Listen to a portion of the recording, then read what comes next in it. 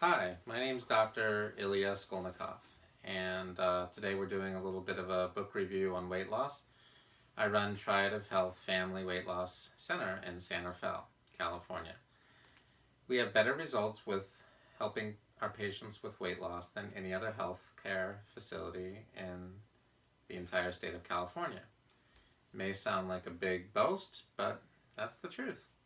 So the way that we get the results that we do with weight loss is by addressing the underlying causes of people's difficulties with losing weight, looking at the hormonal imbalances involved with their having trouble losing weight, and we look at the science behind it. This is truly a science. Weight loss is not just some thing that you just do one day as a fad because you have a special pill or a potion or a lotion. Weight loss is all about getting the body into balance. So what do we got here? A bunch of books. Okay, so these books go over, some of them are backwards, some of them are forwards. I just want you to be able to get the idea that there's a science behind this. And so here's the science. When people have trouble with their thyroid gland, the thyroid regulates, hypothyroidism type 2, the unsuspected type 2, hypothyroidism type 1, has to do with heart disease, diabetes, pain, chronic fatigue, depression, dry skin, weight gain, stubborn belly fat, menstrual problems. So there's a whole science to this. And when you just use science to help people with their weight, magic happens. It's absolutely incredible. So we're going to rearrange the book so you can see something that's here and still gain from it. So you can't make thyroid hormone without iodine, and you also can't make thyroid hormone without tyrosine. So both iodine and tyrosine can be found in fish. So fish is a good food for people who are wanting to lose a little bit of weight. That's a clue. And it's important that they're able to digest and absorb the iodine and the tyrosine. Okay, so I think we got a pretty good collection of books for you here. So what happens when you don't take this approach? Well, you just end up with temporary weight loss instead of permanent weight loss. But when you lose a lot of weight, it's only because you've used a scientific approach. So some people are taking vitamins and supplements that seem to give them energy or they help them a little bit, but they end up causing the body to be more out of balance than in balance. And that's what Judith DeCava talks about in her book, The Real Truth About the Vitamins and Antioxidants. So interesting stuff. So one really needs to have a complete education. Sometimes people will eat a food that can help a little bit with the weight and it can help with the energy and whatnot, but it's just not a very high quality food. So this book by Paul Stitt, Beating the Fast Food Giants, or Beating the Food Giants, is all about processed foods and foods that are not organic being a source of poor nutrition. And because they're poor nutrition, a person ends up with different health concerns that may involve weight or may not. But when a person's tired or their energy's low or they're starting to get thinning hair or unhealthy skin, it affects their weight at some point as well. So that's interesting. A lot of people are taking medications and the medications are slowing them down and it's causing the organs and glands to be toxic. And so Peter Breggin, the famous psychiatrist, wrote a book called Talking Back to Prozac. He talks about how Prozac causes more harm than good. And it's one of the most common things that causes people to be really, really, really overweight and obese is an antidepressant. Other antidepressants cause people to be very, very thin. But no matter how you look at it, could be rather dangerous. So some of the key secrets to helping people to maintain a healthy weight and to also lose the weight to begin with is to stop going on the diets, to be able to increase their metabolism by getting their thyroid gland healthy, And the thyroid gland can't get healthy if a person is eating the wrong food, or if they're taking a bunch of meds, or their pancreas isn't working. Their pancreas has certain hormones that it releases into the blood, like insulin and glucagon, and those are really important to have proper weight. For example, insulin causes a person to gain a bit of weight, as does cortisol, and then glucagon tends to decrease the weight to some extent. Testosterone is another one. It's an anabolic steroid that causes a person to gain weight. Usually they gain muscle with testosterone. So when a person's under too much stress, the hormones become imbalanced. Cortisol goes up. You might have heard this before if you're really serious about looking for a solution. And when cortisol goes up, a person has excess belly fat. And that's what causes the belly fat, is the high levels of cortisol. High levels of cortisol also inactivate the conversion of T4 to T3. T3 is the active thyroid hormone, and T4 is thyroxine, the inactive thyroid hormone. So T4 converts to T3, and 60% of that conversion takes place in the liver, and to some extent in the kidneys. And then about 25% or so takes place in the gut with T3 sulfate and T3 acetate. And then another 7 or 10% or so takes place in cells throughout the body. So if a person has unhealthy digestion, or if they have too much sugar that they eat, or if they're under too much of any kind of stress, it causes the cortisol levels to go up. The cortisol interferes with the conversion of T4 to T3. And of course, if they have a really toxic liver, that causes troubles with the conversion of T4 to T3. So let's go back here and look at what we got. So I think Dr. Weston Price, who wrote Nutrition and Physical Degeneration, he kind of figured a lot of this stuff out way back when, in the 1960s. He realized that the Australian Aborigines had the most amazing bone health and the most beautiful jaw lines and full teeth of almost anyone on the planet. And they had an Aboriginal diet. They had a diet that was, how would you call it? It was like a diet that they had for, several thousand years. That was mainly consisting of protein and a few vegetables and a couple of little seeds and things here and there. So, real healthy diet, and it's the introduction of the Western diet, which has a lot of carbs and sugars and grains and things like that, which has caused people to have such poor health. And that was all found out by Dr. Weston Price. He wrote a lot about it. He traveled all over the world studying indigenous cultures versus modern Western cultures. Really, really amazing stuff. And it's the sugar and the carbs that cause people to tend to gain weight. But there's other things too, and it can be a little bit tricky in our modern world. Sometimes people are thinking the wrong thoughts, and it's those thoughts that they're thinking that prevent them from ever losing the weight that they're wanting to losing the weight that they want to lose and keeping the weight off.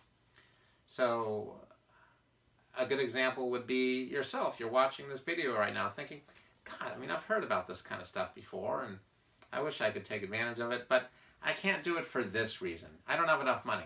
Really? Not enough money? If you can't afford this, you can't afford not to do it, because this costs like $21. Yeah, $21. $21 ain't a whole lot of money. So if $21 is too much money, when is the opportunity going to get any better than that? You get homeopathy, herbs, nutrition, you applied clinical nutrition, functional medicine we do with our patients. We use professional applied kinesiology. We use the energy medicine. We use right-left brain balancing. We help with phobia cures and all kinds of emotional therapies. We help with all kinds of diseases and all kinds of deep imbalances that almost no other healthcare provider can deal with because they don't have the skills and the training to do it. But hey, The Biology of Belief by Bruce Lipton, that's a winner. That just kind of helps open up a person's mind.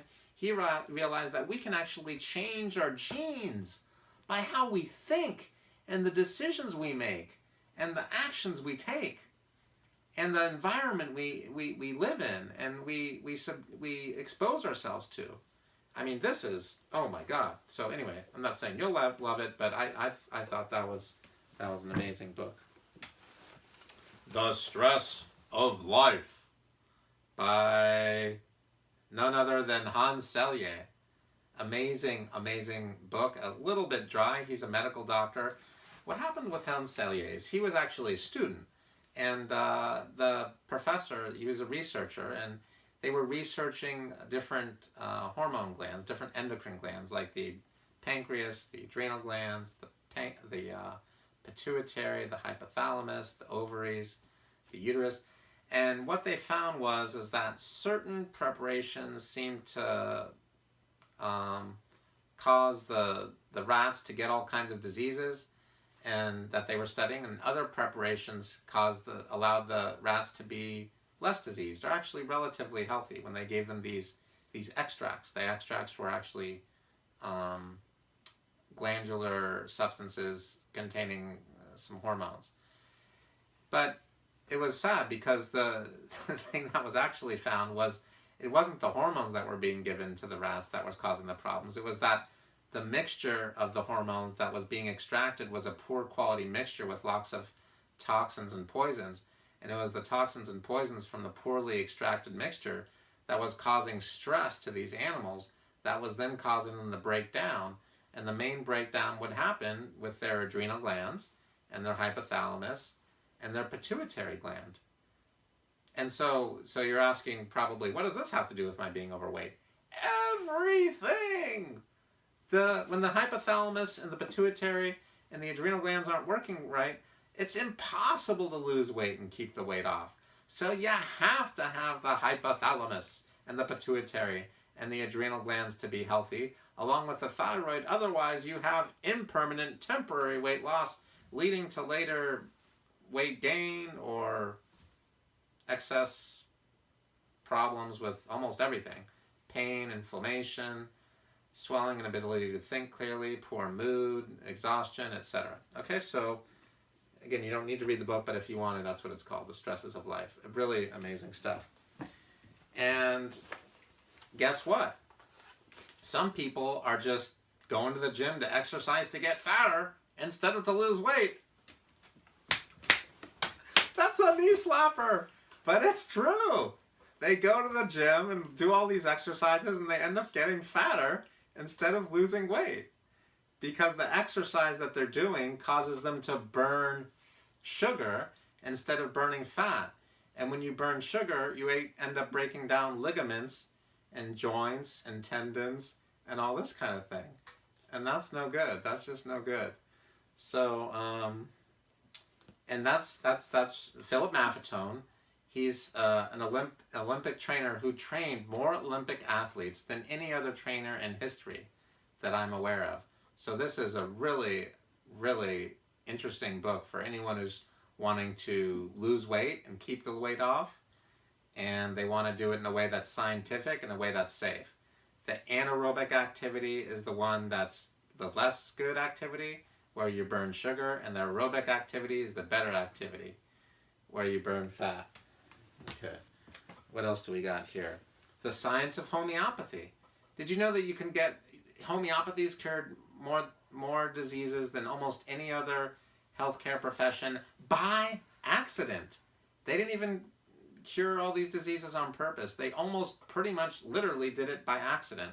So read The Science of Homeopathy by Vitulkas if you have time. It's a good book. George Vitulkas really gets into a lot of the details of a few homeopathic remedies and how they work, and so weight loss can really be enhanced with a good set of tools to help the practitioner who's helping their patients, and homeopathy should definitely be one of those tools, especially classical homeopathy. If you think homeopathy is useless and has never been researched or studied, that's another knee slapper. Because the truth is that homeopathy has been better researched than any other science that there is. So in specific, I'm referring to belladonna is the homeopathic remedy. that's had more research studies done on it than any other thing has been studied. So absolutely researched is, absolutely homeopathy is very well researched, very well studied. As a matter of fact, every single FDA approved of homeopathic remedy that enters the United States, well, not every single one of them, almost all of them that are, at least all of them that are part of the materia medica, they've been proven, meaning a person's proven that they work. They've used the substance themselves and taken notes and researched it and done a variety of studies on the effects of the homeopathy. Might want to search the internet a little bit more on that one, showing homeopathic proofs, of each and every homeopathic remedy.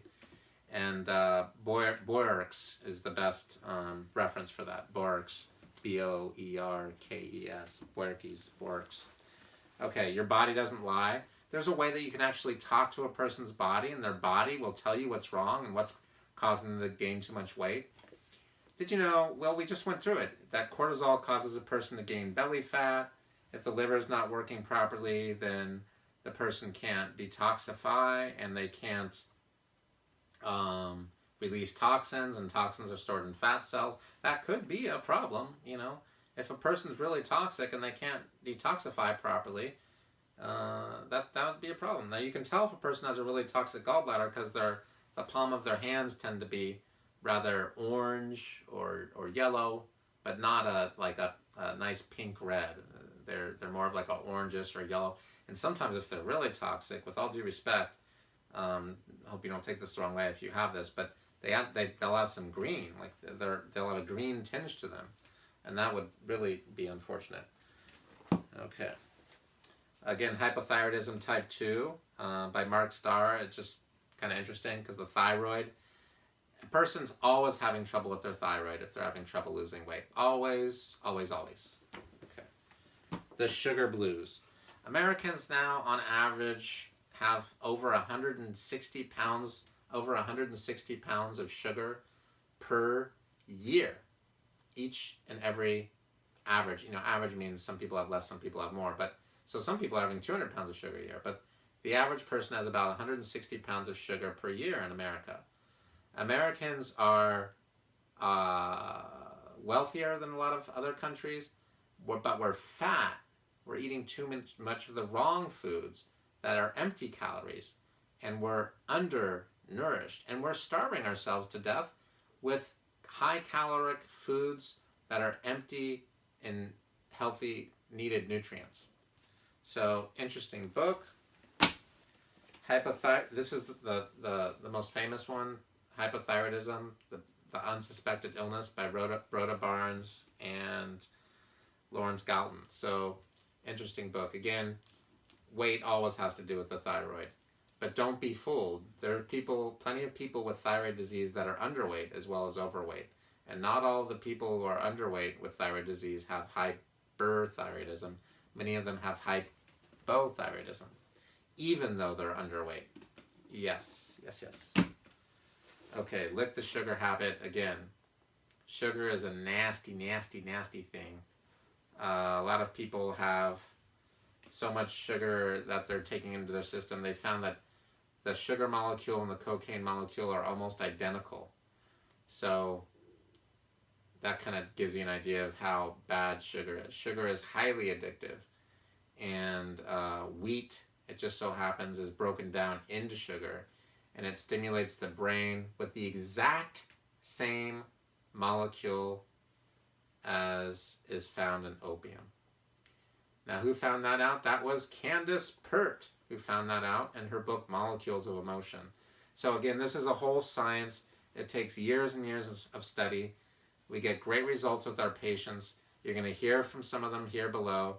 We've got amazing testimonials for you. People who lost over 35 pounds in just a couple of months, three months or so. So thank you so much for coming out and listening and watching the internet and listening to our video. We'll see you soon.